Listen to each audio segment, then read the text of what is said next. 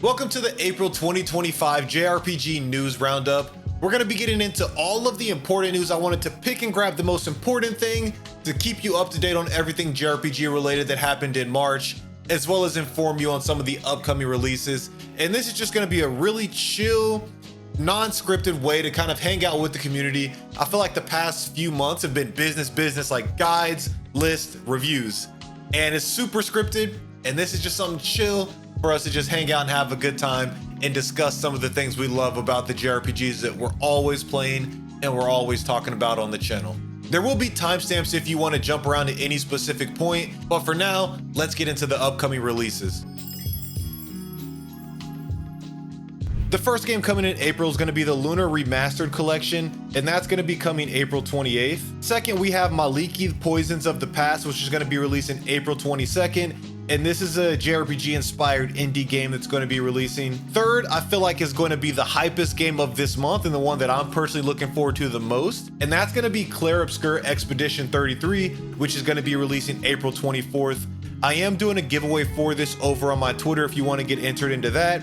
And then probably for the next few giveaways, we're going to move them to these types of videos. So that way I can make sure that they're being like, the giveaways are being given to the community as opposed to just potentially random bots on Twitter. I feel like that'll be the better way to run them going forward. But I do want to make sure that you guys get signed up so that way you can take advantage of it. Next up, we have releasing April 24th, the 100-line Last Defense Academy, which does have a demo available now if you want to check that out prior to release. And then lastly, this is going to be more of a coming soon. I wanted to shed some light on an indie developer that's been reaching out to me. And again, that looks relatively interesting. It's looking to be kickstarted, and that's going to be Death Tower, which is going to be a tactical roguelike JRPG inspired game.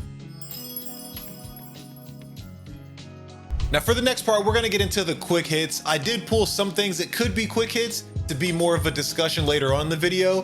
But the first quick hit that we have is going to be the Saga Frontiers 2 Remastered was announced and released the day that it was announced. So this is available now for you guys to pick up. It's something that I did have to skip over because I was really busy with the games that I was playing at the moment, but maybe something I'll come back to. And then the next quick hit we have is going to be The Legend of Heroes Trails Beyond the Horizon is coming to the West this fall. And like, I'm still on Trails Through Daybreak 1, bro. We got Trails Through Daybreak 2, I believe, in February, but I know that all of the Trails fans are extremely happy that these games are coming to the West as fast as they are. I can't clear them fast enough, but I know that you guys are happy. Maybe one day I'll be able to catch up. So I'm not gonna, sour the mood with, oh my God, they're coming too fast, because the opposite could happen where they come too slow. But I'm definitely glad that this is coming as fast as it is because I know the fans are like zooming through these games. One day I'll catch up though. The next quick hit is going to be, and I know I'm saying this wrong, so I'm just gonna say it with skepticism. Radua Remastered, The Mystery of the Soulless Army. And this is going to be coming June 18th, I believe is when they said it's releasing. And this is a game that I'm interested in. I'm probably going to try and pick up and see how it plays. I'm always gonna be here for remasters. Like any game that's remastered that's like a game that people loved, I'm here for it. Because one, you're getting a chance to relive the game that you fell in love with like as a kid or whenever you fell in love with it. And two, new fans like myself are gonna get a chance to experience it. And I feel like I didn't get a chance to play a lot of JRPGs growing up. So I'm going back and I'm playing JRPGs that are really, really popular from the past. But I feel like these remasters gives me a chance to try them out and then cover them on the channel with reviews and give you the perspective of like someone new playing the game that isn't necessarily like in love with it based on nostalgia. It gives like a fresh perspective. Is the game actually good or is it being carried by nostalgia? And it also just lets me kind of dive into my bag of like JRPGs that released a long time ago that I didn't get to play, as well as kind of have that knowledge.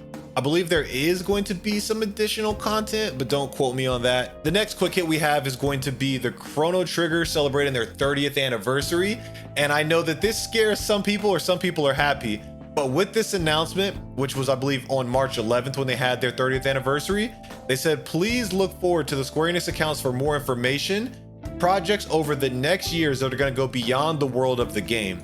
So to me, I don't know if this has already been announced, but for me, this sounds like it's gonna either be some type of remastered or an anime.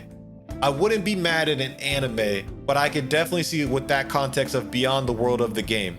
I think I have seen rumors about a Chrono Trigger 2, which like a true sequel, not the other one, but something that could be interesting. I know that some people don't want them to touch it, just leave it alone.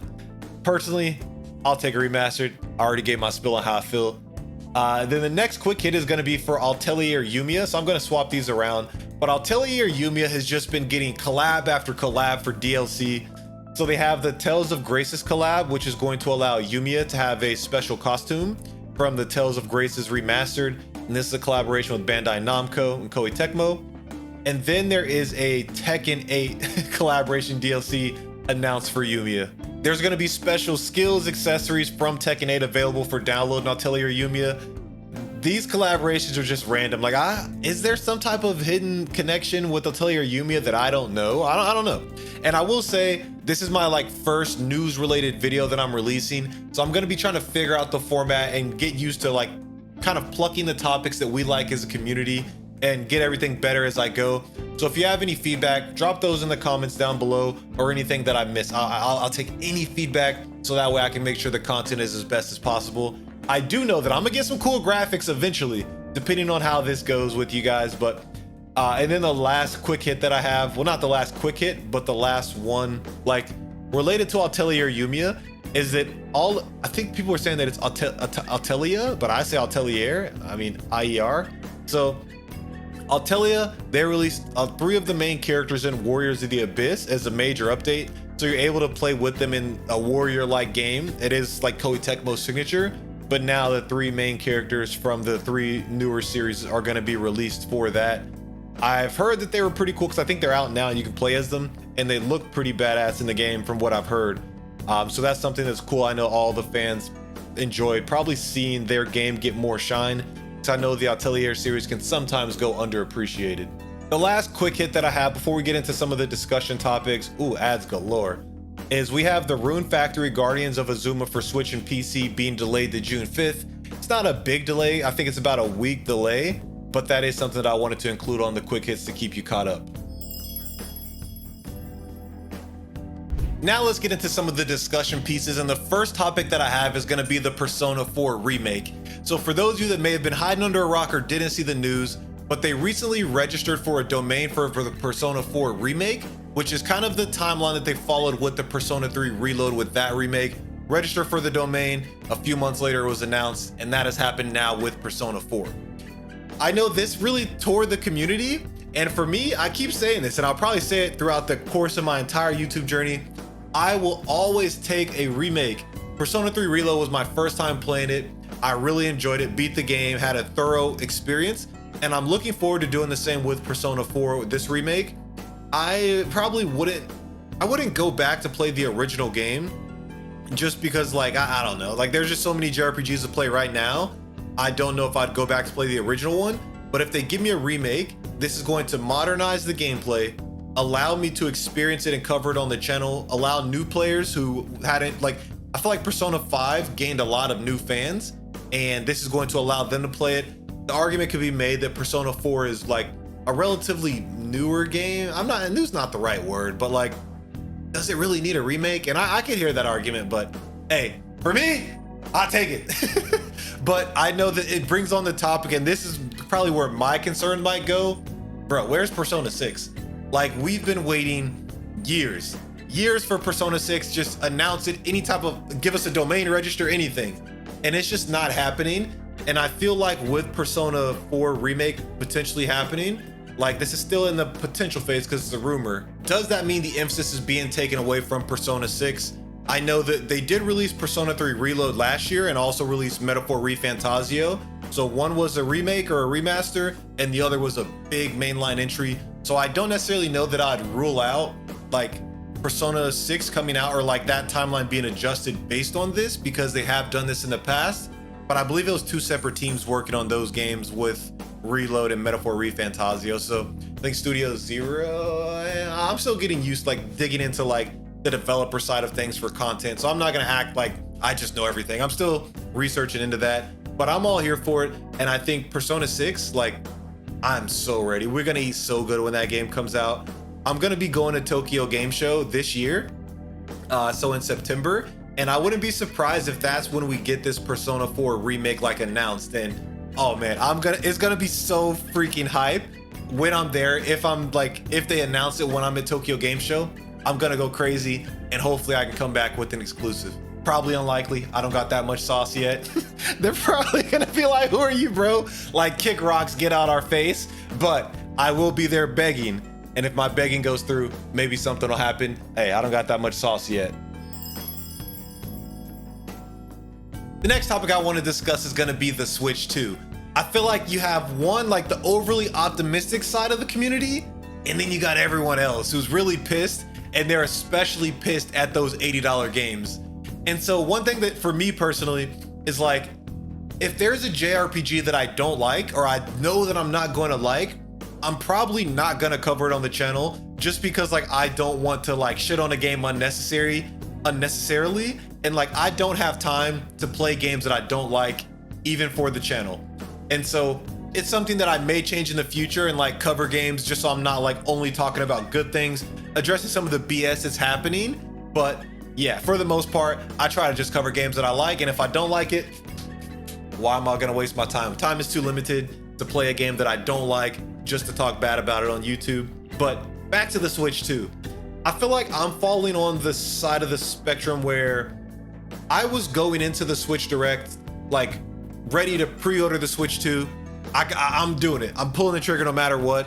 And I feel like now I'm having a little bit of reservations on if I want to buy it or not, at least on a day one purchase, because why I'm personally buying it, I don't really care for any of the launch titles. Like, I really don't care about the Donkey Kong game or the Mario Kart World, and the fact they're going to be $80. You're not getting that for me for a game that I'm probably not going to play. I like taking it from more of like the JRPG standpoint. I haven't played Xenoblade Chronicles 2 or 3 or X, which we're going to talk about later, but I played Xenoblade Chronicles 1 on the Steam Deck. Like, okay, should I say that? I emulated it on the Steam Deck. and I'm gonna be real. I stole that shit. But I sold my Switch to buy a Steam Deck because like I can emulate it, right? And I had an amazing time. And from what I saw, the specs on the Switch 2, like they're gonna be better than the Steam Deck. And ever since I got my Steam Deck, I've been gaming way more. So I've been waiting, and I've been wanting to play Xenoblade Chronicles 2 and 3 on the Steam Deck so I can get the full experience with upgraded everything, right? Now, depending on how they do these poor upgrades, or like if they actually provide value, like I don't know. Like, they're supposed to, I'd imagine, allow things to look better, look more crisp, and utilize the Switch 2 more. I think the details on that are still being released, but I've been in the weeds, kind of lurking, waiting for like a Xenoblade Chronicles upgrade pack to pop up, so that way I can see if it's worth it. Because if it's not, I sold my Switch just because I wasn't using it that much, and to get the Steam Deck. But it might just be worth trying to get a Switch cheaper and then coming back to the Switch 2 later as things fizzle out. The price was $450 pre-tariffs, and post-tariffs, oh man, buku bucks. Like, I can already see it's finna be like $600, and I don't know if I got that. I don't know if I got that to play games that I can play on the Switch right now. Like I said, it all depends on how they're gonna do these poor upgrades. I know that the HD remaster for Bravely Default has been announced, and I know that had a lot of that baited a lot of people and had a lot of y'all at the direct like Final Fantasy 9, and it didn't happen. But I'm actually interested to play Bravely Default. I don't think I played the original, so same spill. A remaster, I'm always here for it. I'll take it.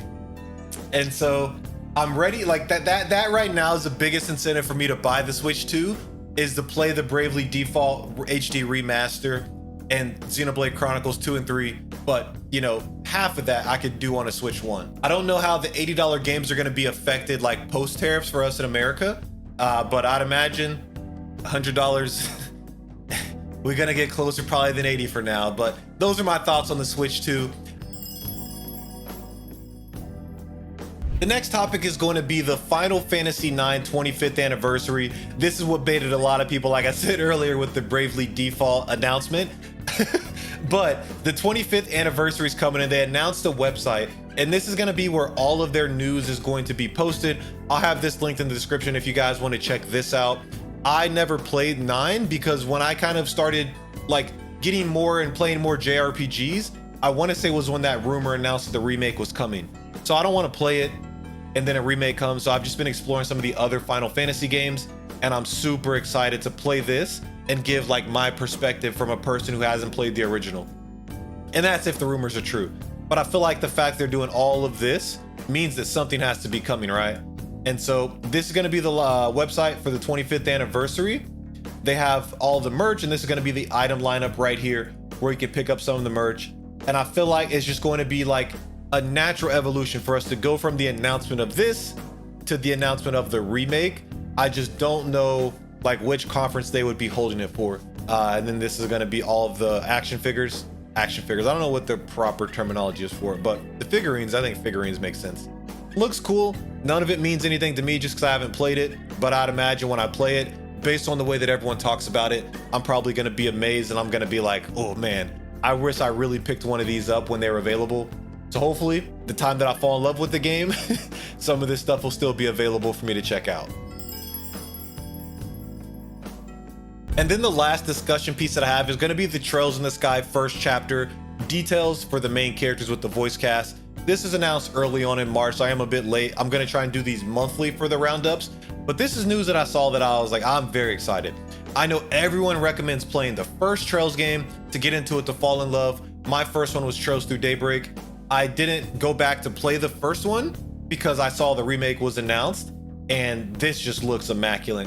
Like these are the 8 main characters to you guys. You may already know all about these, but this is my first time seeing them. I think this really will be everyone's first time seeing them like animated in this way instead of the pixel versions that we've seen in the past. Like, oh my God, like this character design.